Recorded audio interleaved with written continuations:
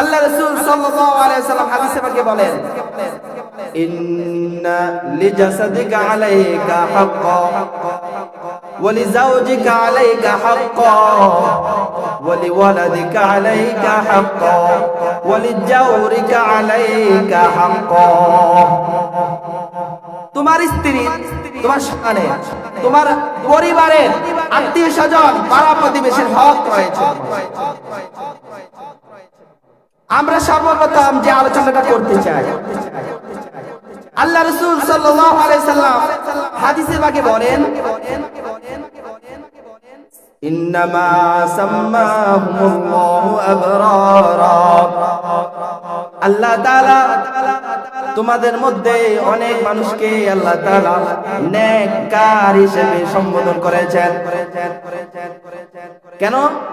লিআন্নাহুম বারুল আবা ওয়াল আবনা। কেন? ছেলে হলে বাপের সে হক আদায় করে, বাপ হলে সন্তানের হক আদায় করে। কাযা কামা আন্না লিওয়ালিদিকা আলাইকা হাক্কান কাযালিকা লিওয়ালাদিকা আলাইকা হাক্কান। যেমন ভাবে পিতার হক রয়েছে সন্তানের উপরে, তেমন ভাবে সন্তানের হক রয়েছে পিতা মাতার উপর। আমরা কি করি? বৃদ্ধ হয়েছি তো মনে করি, চিন্তাও করি, আশাও করি যে সন্তান আমার খেদমত করুক। সবাই বয়ান করে মা বাবার খেদমত করা দরকার, মা বাবার হক আদায় করা দরকার। কি হক? আল্লাহ তাআলা সূরা আহজাবে বলেন, وَقَضَى رَبُّكَ أَلَّا تَعْبُدُوا إِلَّا إِيَّاهُ وَبِالْوَالِدَيْنِ إِحْسَانًا। আল্লাহ তাআলা বলেন, আমি আল্লাহ তাআলা সর্বপ্রথম বান্দা আমার ইবাদত করবে, এটা আমি তার জন্য ফরজ করে দিয়েছি। ওয়াবিলওয়ালিদাইনি ইহসানা। আমি আল্লাহ তাআলা ইবাদত করার পর বান্দার সর্বপ্রথম কাজ আমি যেটা আমি নির্দিষ্ট করে দিয়েছি, ওয়াবিলওয়ালিদাইনি ইহসানা, মাতা পিতার খেদমত করবে। মাতা পিতার বান্দা একজন মানুষ দুনিয়া মুখ দেখে মা বাবার ওসিলা, এই মা বাবাকে গুরুত্ব দেওয়ার জন্য আল্লাহ পাকের সমস্ত হুকুমের পরে কার কথা নিয়ে এসেছেন? মা বাবা। কিভাবে? আল্লাহ তাআলা বলতেছেন, ইম্মা ইয়াবলুগান্না ইনদাকাল কিবারা আহাদুহুমা আও কিলাহুমা ওয়া কুল লাহুমা কাওলান ওয়া লা তাকুল লাহুমা উফিন ওয়া লা তানহারহুমা ওয়া কুল লাহুমা কাওলান কারীমা। আল্লাহ তাআলা বলেন, তোমার মা অথবা তোমার বাবা অথবা উভয়জন বৃদ্ধ বয়সে তোমার কাছে উপনীত হবে। উপনীত হওয়ার পর কোনো কাজে বিরক্ত হইয়া, কোনো কথায় বিরক্ত হইয়া মা বাবাকে উফ শব্দ বলবা না। ওয়া কুল লাহুমা কাওলান কারীমা, তোমরা মা বাবার সাথে নরম কথা বলবা। তাদের সাথে ধমক দিয়া কখনো কথা বলবা না। ওয়া কুল লাহুমা কাওলান কারীমা ওয়াখফিদ লাহুমা জানাহাদ দুল্লি মিনার রাহমা ওয়া কুর রাব্বিরহামহুমা কামা রাব্বায়ানি সগীরা। মা বাবাকে তুমি বৃদ্ধ বয়সে আগলিয়ে রাখবে।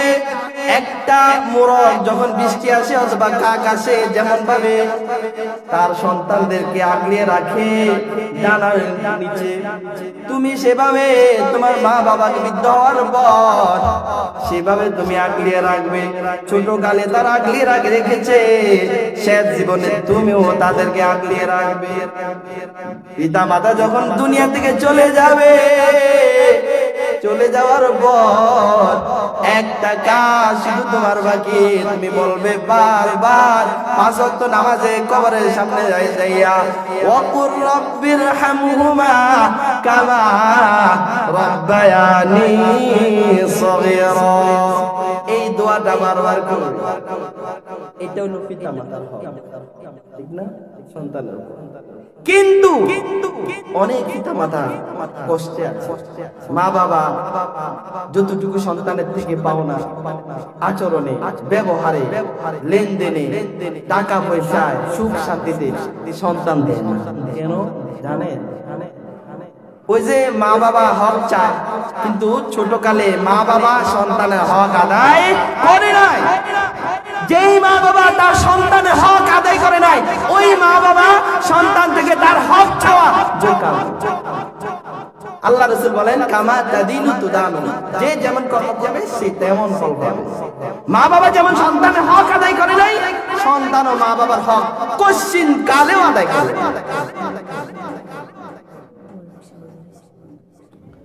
তো মা সন্তানের হক কি, মা বাবা কি হক তো বুঝলেন। সন্তানের হক কি? সন্তানের কয়েকটা হক। সর্বপ্রথম হক হচ্ছে সন্তান দুনিয়া আসার আগে তার একটা নেককার মা দরকার। এজন্য নেককার বিবাহ করতে হবে। ফট কইরা টাকা পয়সা আছে, কোটি কোটি টাকা, একটা সুন্দরী মাইয়া ধরে আনলাম, তার ভিতর বাহির না দেখা ধরে আনলাম, এমন হবে না। নেককার সন্তান, এটা সন্তানের হক। দ্বিতীয় নাম্বারে বাচ্চা পেটে আসার পরে দোয়া করতে হবে। দুনিয়া আসার পরে ডান কানে আযান দিতে হবে, বাম কানে ইকামত দিতে হবে। যা আমাদের সমাজ থেকে উঠে গেছে, আল্লাহ হেফাজত করে। তারপরে সন্তান দুনিয়া আসার পরে তার পারলে তার জন্য আকিকা করা, তার জীবনে হেফাজতের জন্য। এরপরে তার সুন্দর নাম রাখা, পারলে তার চুলগুলা কেটে সদকা করা, স্বর্ণ অথবা রূপো। এরপরে যে হক, সন্তানের লালন পালন করা আপনার উপর হক। সন্তানকে আদব শেখানো আপনার উপর হক। সন্তানকে দ্বীনের তালিম দেওয়া, দ্বীনের বিষয় আশয় ফারায়েজ গুলা শিক্ষা দেয়, এটা মা বাবার উপর সন্তান। এখন আমরা কি করি? সন্তান আমাদের হক আমরা আদায় করে নিতে চাই, কিন্তু মা সন্তানের যে হক আমি যে আদায় করলাম না, আমি মনে করলাম হাই রে মাদ্রাসায় পড়াইলে, আলেম বানাইলে 2-4-10,000 টাকা 15,000 টাকা দিবে, এগুলোতে কি হবে? ডাক্তার বানাইলে কি লাভ? মাশাআল্লাহ প্রত্যেকদিন লাখ টাকা কামায়। ইঞ্জিনিয়ার বানাইলে কি লাভ? মাসে 10-15 লাখ 20 লাখ টাকা কামায়। আছে না? এই চিন্তা ভাবনায় আমরা মাদ্রাসার দিকে ধাবিত না হয়ে, দ্বীনি ইলমের দিকে ধাবিত না হয়ে কোন দিকে ধাবিত হইলাম? ওই দুনিয়াবি। এজন্য কোথায় মিশনের মধ্যে পড়ায়, খ্রিস্টান মিশন আছে না? খ্রিস্টানদের দুনিয়াবি অর্জন করার জন্য, দুনিয়াবি কামিয়াবি সফলতা অর্জন করার জন্য কার অনুসরণ করি? ওই খ্রিস্টানদের। আফসোস, আমি মুসলমান হিসাবে মুসলমানের হক, আমার নিজের হক আমি জানি না, আমার সন্তানের হক আমি জানি না। এই জন্য কিয়ামতের ময়দানে ধরা খেয়ে যাবে মুসলমান। কি ধরা খাবেন জানেন? يوم تقلب وجوههم في النار يقولون يا ويلتنا أطعنا الله وأطعنا الرسول। কিয়ামতের ময়দানে যখন সন্তানকে আল্লাহ তাআলা জাহান্নামের ফয়সালা করবে, ফয়সালা করার পর ওই সন্তান যখন দেখবে তার সামনে জাহান্নাম সামনে দেখার পর সে ভয় পেয়ে যাবে, সে উল্টা পাল্টা কথা বলা শুরু করবে, সে মিথ্যার আশ্রয় নেওয়ার চেষ্টা করবে। সন্তান দুনিয়া থাকতে ইলম শিখে নাই, আল্লাহকে চিনে নাই, নবীকে চিনে নাই, আল্লাহকে মানে নাই, নবীকেও মানে নাই। তারপরে বলবে আতা'নাল্লাহ ওয়া আতা'নার রাসূল, আয় আল্লাহ আমি আপনাকেও মানছি, আপনার নবীকেও মানছি। আল্লাহ তাআলা বলবেন লাভ নাই, মিথ্যার আশ্রয় নিয়ে কোনো লাভ নাই। সে যখন দেখবে জাহান্নাম অবধারিত, সেই বলতে থাকবে ওয়াকালু রাব্বানা ইন্না আতা'না সাদাতানা ওয়া কুবরা'ানা ফাআদাল্লুনাস সাবিলা। সেভাবে যখন তার সামনে জাহান্নাম, সে জাহান্নামকে দেখিয়া ভয়ে মা বাবার বিরুদ্ধে এভাবে বলতে থাকবে, আয় আল্লাহ, দুনিয়ায় আমি সন্তান আমার মা বাবার ঘরে জন্ম নিয়েছিলাম, কিন্তু ওই মা বাবা আমাকে আপনার দ্বীন শরীয়তের ইলম শিখায় নাই। ন্যূনতম 2-4-5 বছর নুরানি পড়াইলে আমি এভাবে জীবন ইসলামের উপর চালাইতে পারতাম, কিন্তু আমার ওই মা বাবা দুনিয়াবে চিন্তা করে ডাক্তার বানানোর জন্য, ইঞ্জিনিয়ার বানানোর জন্য, ব্যারিস্টার বানানোর জন্য, দুনিয়াবি লাইনে বড় কিছু বানানোর জন্য আমাকে এভাবে ইলম থেকে দূরে রেখেছে। আতানা রব্বানা ইন্না আতানা সাদাতানা ওয়া কুবারানা ফাআদাল্লুনা সাবিলা। আমি আমার সরদার, আমার মা, আমার বাবার অনুসরণ করেছি। আমার মা বাবা যে দিকে নিয়ে গেছে আমি সেই দিকে গেছি। ফাআদাল্লুনা সাবিলা, ওই মা এবং বাবা আমাকে গোমরাহ করে দিয়েছে। সঠিক লাইন থেকে, সিরাতুল মুস্তাকিমের রাস্তা থেকে আমাকে দূরে সরিয়ে দিয়েছে। কুরআনের শিক্ষা থেকে দূরে রেখে দিয়েছে, হাদিসের শিক্ষা থেকে দূরে রেখে দিয়েছে। ফাআদাল্লুনাস সাবিল, আমাকে সঠিক লাইন থেকে দূরে রেখে দিয়েছে। এখন কি করবেন জানেন? রব্বানা আতিহিম দিবাইনি মিনাল আযাব, আয় আল্লাহ, আমাকে জাহান্নামে দেওয়ার আগে আমারে যে শাস্তি দিবে তার থেকে ডবল ডবল শাস্তি আমার মা বাবাকে দিয়ে দেন। রব আতিহিম দিবাইনি মিনাল আযাব ওয়ালআনহুম লা'নান কাবীরা, আমার উপর যে লানত, যে অভিশাপ আপনি দান করে দিয়েছে, আমার মা বাবাকে তার চেয়ে বড় গজব লানতের মধ্যে আপনি ফেলে দেন। চিন্তা করছে দুনিয়ায় কয় বছর বাঁচবেন? অনন্ত অসীম কাল। যে জগতে শুরু আছে শেষ নয়, ওই জগতের কথা চিন্তা না করে দুনিয়াবি কয়েক বছরের সুখে শান্তিতে থাকার জন্য নিজের সন্তানকে সঠিক কুরআন ও হাদিসের লাইন থেকে বিচ্যুত করে ওই ইহুদি খ্রিস্টানদের পথ ধরেছেন। এই জন্য হাদিসে আছে, মান তাশাব্বাহা বিকওমিন ফাহুয়া মিনহুম। আপনি যে ইহুদি খ্রিস্টানদের চাল চলন ধরেছেন, খ্রিস্টানদের পড়ালেখা অনুসরণ করতেছেন, কিয়ামতের ময়দানে তার ওই ইহুদি এবং খ্রিস্টানদের সাথে হাসর নাসর হবে। কি বলে? ইহুদি খ্রিস্টানদের সাথে হাসর নাসর হইলে মনে তারা যেহেতু জাহান্নামী, আপনি মনে জান্নাতে যাবে না, জাহান্নাম। সেই জন্য মুসলমান সাবধান হওয়ার চেষ্টা করি। আল্লাহ তাআলা সন্তানকে আমার কাছে আমানত রেখে দিয়েছেন। সন্তানকে আমার কাছে আল্লাহ তাআলা আমানত দিয়েছেন। ওই আমানত যদি খেয়ানত করি তাহলে আমিও আমানত খেয়ানত করার কারণে রোজ হাসরের ময়দানে জবাব দিতে পারবো না আল্লাহ তাআলা।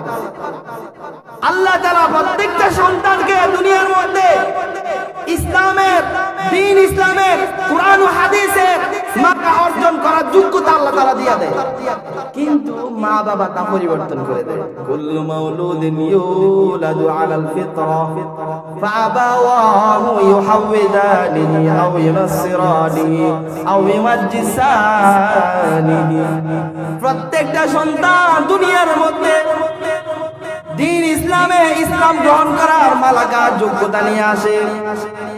মা বাবা যদি ইহুদি হয় ওই সন্তানকে ইহুদি বানাইয়া দেয়, যদি ওই মা বাবা খ্রিস্টান হয় ওই সন্তানকে খ্রিস্টান বানাইয়া দেয়, ওই মা বাবা যদি অগ্নিপূজক হিন্দু হয় ওই সন্তানকে মা বাবা হিন্দু বানাইয়া দেয়। কথা বুঝছেন? প্রত্যেকটা সন্তান কোরআন হাদিস গ্রহণ করা, মালাকা অর্জন করা, যোগ্যতা অর্জন করার শক্তি রাখে, কিন্তু মা বাবা ইহুদি, এই মা বাবা ইহুদি কালচারে মহব্বতের কারণে তাকে ইহুদি প্রতিষ্ঠা প্রতিষ্ঠানে দেয়, খ্রিস্টানদের প্রতিষ্ঠানে দেয়। মা বাবা, যে মা বাবা মুসলমান, সঠিক মুসলমান, সঠিক মুসলমানধারী, ইসলামকে ভালোবাসে, কোরআনকে ভালোবাসে, হাদিসকে ভালোবাসে, উলামায়ে কেরামকে ভালোবাসে, সে সঠিকভাবে সঠিক লাইনে থেকে তার সন্তানকে দ্বীনের মাদ্রাসার মধ্যে দিয়ে দেয়। আপনি বড় বানাবেন, কিছু বানাবেন, বানান, সমস্যা নাই, কিন্তু একটা বিষয় খেয়াল রাখেন। আল্লাহ রাসূল বললেন, মুরু আওলাদাকুম বিসসালাহ ওয়া হুম আবনাউ সাব'i সিনিন ওয়াদরিবুহুম আলাইহা ওয়া হুম 10 সিনিন। ছেলে সন্তান যখন 7 বছর হয়ে যাবে, ওই সন্তানকে তোমরা নামাজ শিক্ষা দাও। সন্তান যখন 10 বছরের হয়ে যাবে, নামাজ না পড়ার কারণে তুমি তাকে ব্যত্রাঘাত করো। ও আমার বাবারা, আমার ভাইয়েরা, আপনার সন্তান 10 বছর হয়ে গেছে, জিজ্ঞাসা করেন তো, বাবা বলো তো সূরা ফাতিহাটা সঠিকভাবে বলতে পারো কিনা? স্কুল পড়ছে এমন একটা ছাত্র দেখা, আয় হায় হায়, আফসোস আফসোস, নিজেও ভিন্ন লাইনে, সন্তানকে ভিন্ন লাইনে নিয়ে দুনিয়া খাসারা, আখিরাতে খাসারা করতেছে। আল্লাহ হেফাজত করে। সম্মানিত হাজিরিন, আখিরাতে পড়াইলে লাভ কি একটু বলবো। মান ক্বরাআল কুরআনা ওয়া আমিলা বিমা ফীহি উলবিসা ওয়ালিদাহু তাজান ইয়াউমাল কিয়ামাহ। কোন সন্তান যদি কোরআন পড়ে, ওই কোরআন অনুযায়ী আমল করে, আমল করার কারণে মা বাবাকে আল্লাহ তাআলাকে আমাদের ময়দানে 2টি নূরের তাজ পরাইয়া দিবেন। দাউ আহসানু মিন দাউইশ শামসি ফি বুয়ুতিদ দুনিয়া।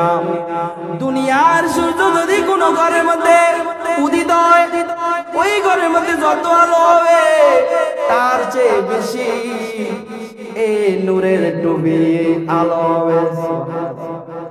অন্য আব্দুর রহমানের চাচা চাচি আত্মীয় স্বজন আফসোস করতে থাকবে, হায় রে আব্দুর রহমানের মা, আব্দুর রহমানের বাবাকে আল্লাহ তাআলা এত সম্মান দিয়ে দিলেন, আমি আমার সন্তানের জন্য কতই না করলাম, লক্ষ লক্ষ কোটি কোটি টাকা সন্তানের পিছে ব্যয় করে দিলাম ডাক্তার বানানোর জন্য, ইঞ্জিনিয়ার বানানোর জন্য, কিন্তু আব্দুর রহমানের মা বাবা তেমন কোনো খরচ করে নাই, অল্প খরচ করেছে, হাফেজ বানাইছে, দ্বীনের আলেম বানাইছে। বানানোর কারণে আল্লাহ তাআলা কত বড় সম্মান দিয়ে দিয়েছেন। আফসোস করতে করতে আঙ্গুল থেকে চাবাইতে চাবাইতে পুরো হাত খেয়ে ফেলবে। আরেকটা হাদিস, قال النبي صلى الله عليه وسلم من قرأ القرآن فاستظهره فأحل حلاله وحرم حرامه أدخله الله الجنة وشفعه في 10 من أهل بيته كلهم قد وجبت له النار। আল্লাহ রাসূল বলেন, কোন মা বাবা যদি তার সন্তানকে কোরআন পড়ায়, কোরআনের হাফেজ বানায়, ওই সন্তান যদি হালালকে হালাল, হারামকে হারাম মানিয়া জীবন পরিচালনা করে, আল্লাহ তাআলা সর্বপ্রথম ওই সন্তানকে জান্নাত দিবে। সাথে সাথে তার মা বাবা, আত্মীয় স্বজন যারা আছে, এমন 10 জন যারা জাহান্নামবাসী হয়ে গেছে, ওই 10 জন জাহান্নামীকে সুপারিশ করিয়া সে জান্নাতে নিয়ে যাবে। সুবহানাল্লাহ। আরেকটা হাদিস,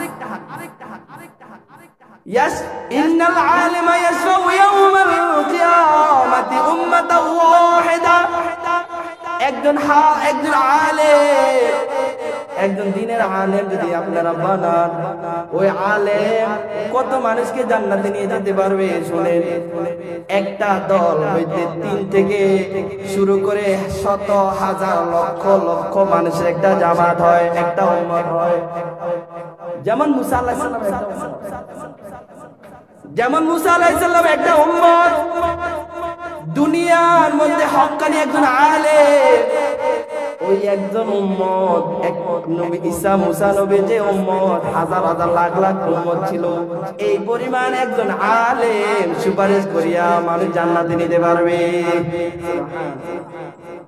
কোরআন পড়লে কি লাভ দেখছেন? মা বাবার সম্মান। আবার হাফেজ বানাইলে কি লাভ দেখছেন? জান্নাতে নিতে পারবে। আর দ্বীনে আলেম বানাইলে, মুফতি মুহাদ্দিস বানাইলে কি লাভ? হাজার হাজার মানুষকে জান্নাতে নেবে, শুধু আপনাকে বাকি। হাজার হাজার মানুষ যদি জান্নাতে নেয়, আপনি মা বাবা বাকি থাকবেন? আপনি দাদা দাদি বাবা কি বাকি থাকবেন? আপনি আত্মীয় স্বজন কি বাকি থাকবেন? কেন? আখিরাত কেন বুঝেন না? কেন বুঝেন না? আখিরাতের জন্যই তো আমাদেরকে সৃষ্টি করা হয়েছে। দুনিয়ার এই সামান্য জগতের জন্য তো আমাদেরকে সৃষ্টি করা হয়েছে। এই জগৎ আমরা আমল করব, আখিরাতে গিয়ে তা ভোগ করব। ক্ষেত বানাবো, ক্ষেত ফসল করব দুনিয়ায়, ফল খাবো জান্নাতে। রাজি আছেন তো? আমি এলাকার প্রত্যেকটা মা বাবার প্রতি অনুরোধ করব, আপনাদের সন্তানদেরকে, কোন সন্তানকে কমপক্ষে নুরানি নাজরা না পড়িয়ে, নুরানি নাজরা না পড়িয়ে স্কুল কিন্ডারগার্টেনে দিবেন না। হাত জোর করে পা ধরে মাপ চাই, কর জোর করে মাপ চাই, দিল ফাটা কথা বলতেছি। কমপক্ষে 2-4-5 বছর নুরানি নাজরা না পড়িয়ে স্কুল কিন্ডারগার্টেনে দিবেন না। আপনাদের মুক্তির জন্য, আপনাদেরকে আখিরাত মুখী বানানোর জন্য, আখিরাতে বাঁচানোর জন্য বলতেছি। ছেলে সন্তান নায়নাতুরকে দ্বীনি লাইনে 2-4-5 বছর পড়ান। এরপরে যদি ভালো লাগে, আখিরাত বেশি চান, তাহলে হাফেজ বানান, আলেম বানান, নতুবা আপনি অন্য কিছু পড়ান, সমস্যা নাই। সকালে আপনি বানায়, আপনি শুটকি ভর্তা খাওয়াই দিলেন তো, সারাদিন খাওয়ার পরে রাত্রে ওই শুটকি দেখুরে দিন। সে সারা জীবন এখানে পড়ার কারণে সারা জীবনে দিনের উপরে চলতে পারে। আপনিও আখিরাতে বেঁচে গেলেন সময় থাকতে। সেই জন্য মুসলমান একটু সতর্ক হই। দুনিয়াবি মা বাবা যারা আছে, দুনিয়ার মুখী, আপনারা দুনিয়ার আপনি বানান, সমস্যা নেই। স্কুলে যেমন ভীষণ স্কুল, এই স্কুল সেই স্কুল যা আছে এখানেও তা আছে। আলহামদুলিল্লাহ, বাংলা অঙ্ক ইংরেজি সব আছে, আবার আপডেট আছে। ভালো ধরনের আসাতায়ে কেরাম আমাদের কাছে আছে, ইনশাআল্লাহ আরো আসবে। এই জন্য ওইখানে যেগুলো আছে এখানে আমরা আরো উন্নয়ন করার চেষ্টা করছি, পরামর্শ করছি, ইনশাআল্লাহ হবে। আপনারা এই অন্য দিকে নিয়েন, পরবর্তী নেন, সমস্যা নাই। নুরানি না পড়িয়ে, নাজারা না পড়ে নিবেন না, আপনাদেরকে বাঁচানোর জন্য বলছি। সেই জন্য মনোকষ্ট নিবেন না, বিরক্ত হবেন না। আমি আপনাদের জন্য বলছি, আপনাদের ভাই, আপনাদের ভাতিজা, আপনাদের কাছের মানুষ, আখিরাতে বাঁচানোর জন্য বলতেছি।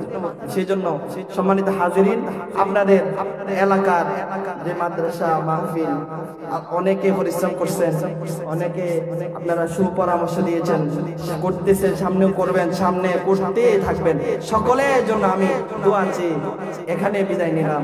আসসালামু আলাইকুম ওয়া রাহমাতুল্লাহি ওয়া বারাকাতুহু।